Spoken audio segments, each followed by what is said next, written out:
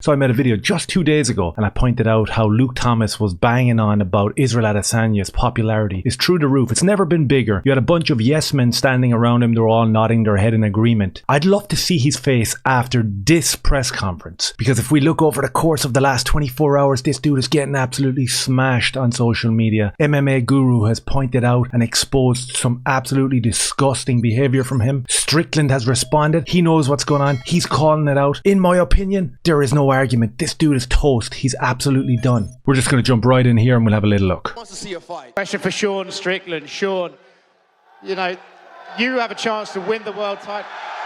Let's fucking go! Let's fucking go!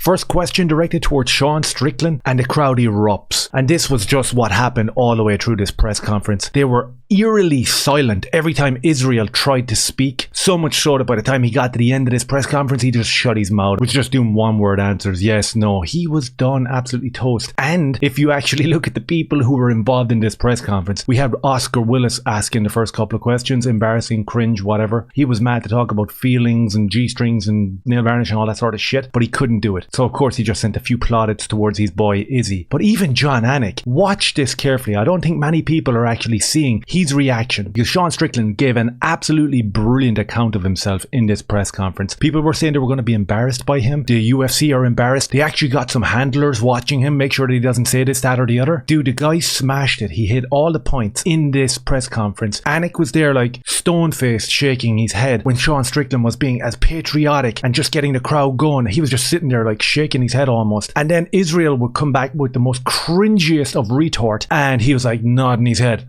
Yeah, that's our champion. It's like, oh my god, how infuriating is this? It's so easy to spot it now. I'm so happy that Israel's getting exposed in the last few days. We know what's going to happen in the fight. We think we know what's going to happen in the fight. I hope it doesn't. If it doesn't, holy shit. Can you imagine the plummeting that's going to happen on Monday morning when Israel wakes up and Sean Strickland is the champion? That would be insane. Wishful thinking, but we'll see. We'll continue on here. God damn, you guys are fucking awesome. All right, sorry about that. Let's get to the question. You have a chance to win the world title this weekend, but I wonder how much more it would mean to take it off someone that people consider one of the greatest of all time. Here's the thing about the Chinaman, you guys.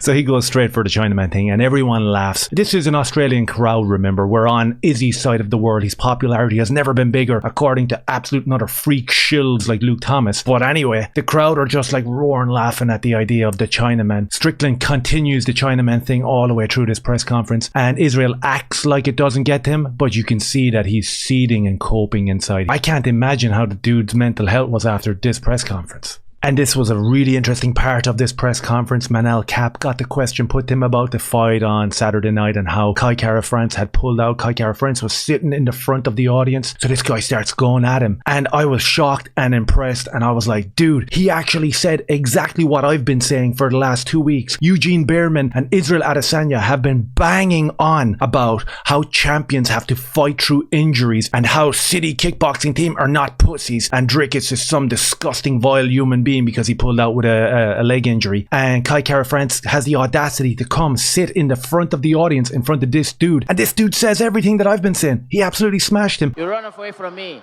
Your coach say that you guys should be into the injuries, so better you come into your injuries, okay? This is what your coach say. You guys have to have the mentality of the champion, so you guys have to go into injury. What happened to you, you know? It's the question. And of course, Israel got his nose out of joint. He jumped up. He was trying to have a little bit of a back and forth with him. The cringiest, most embarrassing performance I've ever seen from Israel Adesanya. Things are getting worse for him. The exposing of this man is working. He is on the way out. I'm absolutely loving it. Let's have a little look and see how Manel Kape goes after Kai France. Picks up a bottle, throws it Conor McGregor style, skins him, and then Israel stands up and starts being all tough. Kai France is a bitch. Yes. The fucking bitch. He's in front of me. And you are fucking guilty because Sunday, this kid's gonna get murdered, you know? Because you Hey, fucking calm down. You fucking pussy. Felizmente ele é uma vadia. Afraid because, Não, é uma I vadia. get accused. You have 3 weeks to fight me. You little fucking pussy. Look at you. You have the courage to come here. Have a look at Israel Adesanya's face here. The dude is stone-faced, his cheeks are pulled in, he's got that kind of lippy, pouty thing that all the teenage girls are walking around with on TikTok, and he's got the glasses and the hat. He's hiding, he's ashamed. He's been exposed badly in the last 24 hours, and it's written all over his face. Now, I probably sound like I'm going to be repeating myself over and over again. Why is there no journalist asking these questions of Israel Adesanya? Why is it that every time there's a journalist or a conversation or a podcast or a shill that are talking about Strickland, they talk about his past, they talk about organizations that he allegedly was part of, all this type of bullshit? Why does nobody put any questions towards Israel Adesanya about the racism, about the dog situation, about the Chinese situation? Even in jest, even as like a throwaway comment going, listen dude, that was a little bit embarrassing, the fact that you were holding up Chinese flags and then you're holding up Nigerian flags. You don't live in any of them countries. You don't represent any of these countries. You live in New Zealand. Your training was funded in New Zealand. You represent New Zealand. What's wrong with them? They gave you refuge. They gave you a place to stay because your own country was a shithole. Why can't you just have gratitude for that country instead of being this complete and utter shill? Why aren't these reporters saying this to him? Why can't they ask a question? It's just so crazy. We can see it overtly now in front of our eyes. There's no hiding it anymore. There's no way you can turn on MMA media or UFC media and consume it without thinking, holy shit, I'm being lied to again here. Holy shit, I can't believe a word that's coming out of your mouth. You cannot sit in an interview with Israel Adesanya 12 hours after the expose by MMA Guru and all that trash. It's right there in his video. Just watch it. It's got 1 million views on Twitter. You can't sit there in an interview the next day and talk bullshit about nail varnish and moisture. You just can't do that. You have to call it out. Why is he getting a pass from these people? It's disgusting. Manel Kape wasn't giving him a pass though, man. He went after both of them. Yes, stand up, motherfucker. Stand the fuck up. Stand the fuck up, motherfucker. Yeah, belt of a bottle. What you want? What you want? Alright, yeah. Shut the fuck mouth. Sit down. Your things is with Strickland. Sit the fuck down. Sit the fuck down. Sit the fuck down, yo. Little crack ass. Sit down, bro. Tight ass corners giving you a brain. Sit the fuck down. Sit the fuck down. What the fuck? Bitch ass what? Sit the fuck down, you. Look at this little midget trying to fuck with me. I will fucking bury you. What the fuck you are? He looks at the crowd, he says, look at this little guy, I'm gonna bury him. Calls him the old cracker ass name, and no one even responds. The entire crowd consists of New Zealanders and Australians. None of them want to back Israel Adesanya. None of them want to cheer for him. None of them agree with him. Manel Kape calls him a pussy, tells him to sit down. They all cheer like it's the Champions League final. It's absolutely brilliant. I love to see it. Fuck you are. Shut your mouth. Hey, I'm here. Relax. Hey, calm the fuck down. That's not the fight, dude. Leave the little man alone. I'm okay. Calm down, guys. I'm okay. I'm supposed to be the asshole here, Izzy. That's not your job. Sean Strickland intervenes there with a little joke. I'm supposed to be the asshole. This is not your job. And this seems to be what has come out of this press conference, out of this fight week, and out of the last 3 or 4 months in general. Now, this goes against everything that Luke Thomas is saying in terms of popularity. Sean Strickland has become the good guy, and Israel Adesanya has become the heel. He's a piece of shit. It's coming through his personality. Everybody sees it. And all of a sudden, everybody is cheering for Sean Strickland. I love it. I'm going to jump forward here to this question. I thought it was an insanely good answer from Sean Strickland. Absolutely brilliant. Fuck the world against Israel. You know, guys, man, it's a uphill fight. Tall man, tall kickboxer, dude, but I'm ready to give it to the fucking gods to fight the fucking Chinaman, dude. I'm ready to embrace the Bisping, to give up the fucking eye. I'm ready to give what it fucking needs to give. I love the way he comes out with this. I've seen a couple of people online talking about him referencing Bisping and the one eye. He knows what he means, and I know what he means, and you know what he means. He wants to do what Bisping did when everyone wrote that dude off against Luke Rockhold, and he went in there and he cracked him and he put him away, and against all odds he became the world champion of the world. And nothing but respect for Bisping for doing that. And wouldn't you just love to see Strickland do the exact same thing? Wouldn't you just love it? Oh my god, it'd be so cool. Because not only do I represent America, but I represent you guys. I represent you motherfuckers.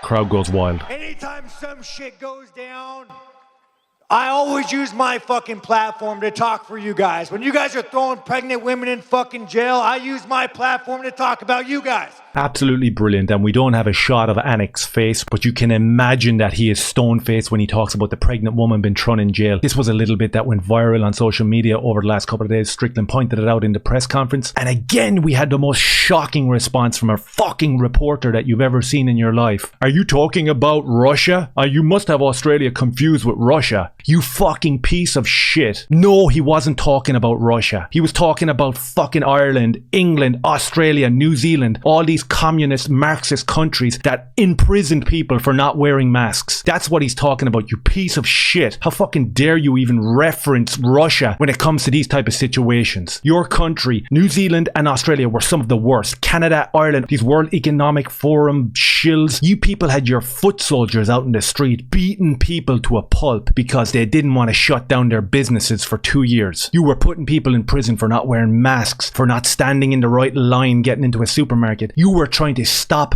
people eating unless they did exactly what you wanted them to do. So that's what your government did in Australia and in New Zealand. Sean Strickland called it out, and you decided to come back with the most flimsy, mentally retarded answer I've ever heard in my life. Like, are you confusing us with Russia? Shut your mouth, you bitch. When China's putting people in fucking camps, I use my platform to talk about fucking China. What I don't do is I don't use my platform to fucking sell out and make money. So you guys, when I walk into that fucking cage, you guys fucking fuel me, man. I want to go in there and I want to win that fucking belt for you guys. And I want to bring some fucking pride back to the middleweight fucking division. Yes. 100%. The crowd are loving it. Israel is hating it. And Strickland has already won this battle. He's already won the mental battle. Let's see, can he get into the octagon and get it done on Saturday night? Because, dude, I'm loving what he's saying. Izzy is on a world stage, and he goes up in the cage to call out Dreykus, and he fucking race baits him. Like, literally, bro, that's your message? You race bait him? And not only that... You're a neo-Nazi. The fuck are you talking about? Not only that, you guys, he wears a shirt to shit on his ex-girlfriend. This is the fucking kind of champion we have, and it's a goddamn shame. Absolutely brilliant. And please go back, just rewind back 5 seconds and watch Jon Anik. His eyes are burning through Strickland's head. There's no movement. There's not even the slightest nodding of a head in agreement of anything he's saying. In fact, it's the opposite. This dude is hating what he is saying because it's shattering the narrative that he propagates. It's brilliant. Absolutely brilliant. And if you just forward 5 more seconds on, Israel opens his mouth regardless of what falls out of the fucking thing. Anik is like, yep. Yeah, oh yeah. Disgusting. Listen what, you guys, let me stand up for this. I'm gonna be honest. When I was younger, bro, I went through some traumatic shit, as we all did, man, from 7th grade, but I fucking learned my lesson. And as a fucking man, I'm a better man for it. I live a good life. I do fucking good things. I'm not jerking my fucking dog off, swearing allegiance to China, shitting on my ex-girlfriend. So again, man, people could change. I have fucking repented. Goddamn, I'm proud of who the fuck I am. Are you proud of who you are? Israel can't answer that, but I'll tell you one thing. I'm fucking proud of Sean Strickland as well. To get up there, open up, be as open as that in front of all these people. Put it out there. But you know what? The energy coming off the crowd, that's what made him do it. That's what was giving him some sort of acceptance. Probably something the dude is looking for a long time. And he just so happens to be in the best position possible to get it now, because people don't like Israel. They don't like what he stands for. They don't like the message, and they don't like the direction where he would like society to go in terms of, I can't even say the shit online, but we know it's like fruity doggy stuff. You know what I mean? Like, that's not what we're supposed to be. Fuck you, man. Silent, absolutely nothing. Let's see Israel's best attempt to respond to that absolute and utter honest patriotism from Sean Strickland. Let's see what Israel has to feed up here to try balance the scales almost. Let's see what he has to say. Hey, I'm a Chinese champion, I'm a South African champion, a Brazilian champion, a New Zealand champion. That's what's called being a world champion. And that is never gonna go away. That's a world champion, so... I'm going to rewind it back 5 seconds so you can see what I can see. First of all, this entire statement from Israel is cringe, embarrassing and mortifying. Secondly, Jon Anik is like staring at him, eyes beaming through him, smile that wide on his face, and he's like, yeah. Completely and utterly aroused by this cringe fest. What's happening? I'm a Chinese champion, I'm a South African champion, a Brazilian champion, a New Zealand champion. That's what's called being a world champion.